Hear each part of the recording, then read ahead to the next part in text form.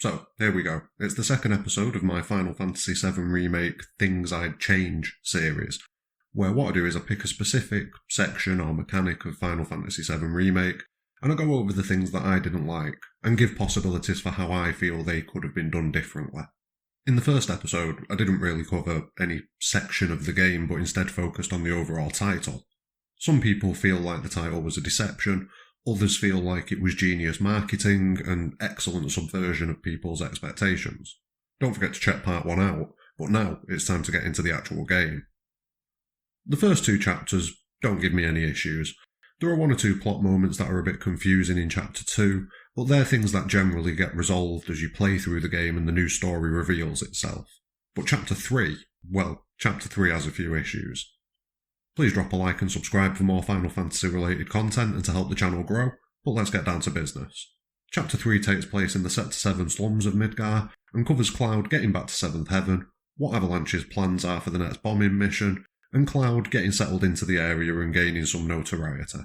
In order to get to know the area and try to drum up some future merc work, Cloud has to go around and complete a few side quests for the citizens of the Sector 7 slums. And right there is where the problem is, to be honest with you. The side quests that you have to complete for the most part are pretty bog standard hunt missions. Go here, kill this, come back, done. And there are only really 3 areas that these missions take place in at this stage in the game. You've got the area near Chadley, you've got the abandoned factory area, and then you've got like a little small room-sized area facing the item shop.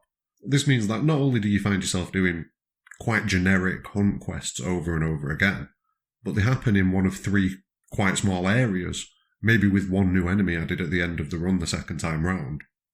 And when the only alternative that you've got to these quests is either playing some darts or the cat hunt, well, overall, the side quests feel like nothing more than filler, just put in place to give this chapter a bit more to do rather than just cutscenes. For example, the Doom Rat Hunt. You're sent to a small area by the shopkeeper to kill some rats. You kill all of the rats, go back to the shopkeeper, who then informs you that it was the wrong rats that you killed.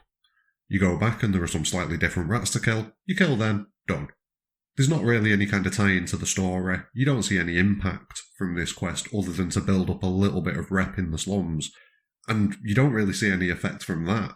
You just get a few people mentioning you as you run past them in a slightly more positive light. But how could this be fixed? Obviously side quests are going to be a part of the game, and of course not all side quests can tie directly into the story or be some big epic side quest that takes a few hours to complete. But they definitely can be used to expand the characters' stories and flesh them out a bit. And a few prime candidates for this in Chapter 3 are Biggs, Wedge and Jesse. In the original game we don't really get to spend that much time with these characters for obvious reasons. But with the expanded runtime of this section of the original game, it would have been a perfect opportunity to have at least one of Biggs, Wedge or Jesse helping out in 1 or 2 of the side quests just to add a little bit more character to them. Another way to improve these side quests would possibly to be have expanded the area to the side of Chadley to be a bit larger in scope, with maybe 2 separate routes that were equal in size, rather than the main loop that you have there, and then a little side path. This would give a bit more variety in scenery, and coupled with the addition of at least one of Biggs, Wedge or Jesse, these missions would feel a bit more involved. As far as the story of these quests goes, it's a little bit more difficult, as we're quite early in the game. You can't tie them into the main story because the main story hasn't really revealed itself yet, but one possibility would be to maybe make more of a deal about how Cloud's actions are going to impact the lives of the people that live in the Sector 7 slums.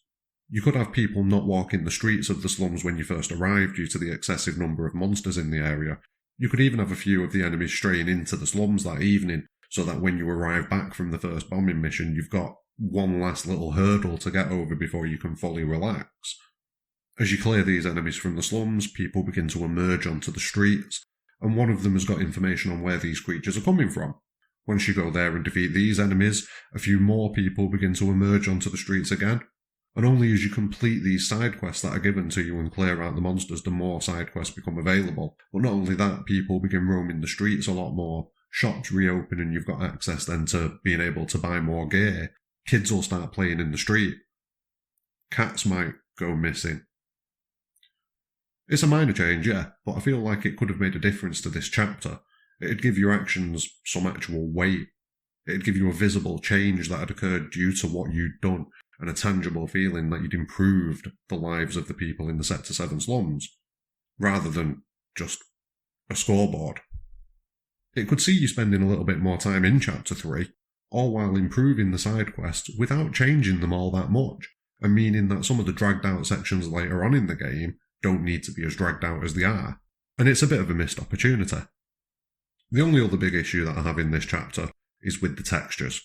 I mean, let's be fair, some of the textures aren't that good in general. The floor textures in the Sector 7 slums are, in honesty, shocking.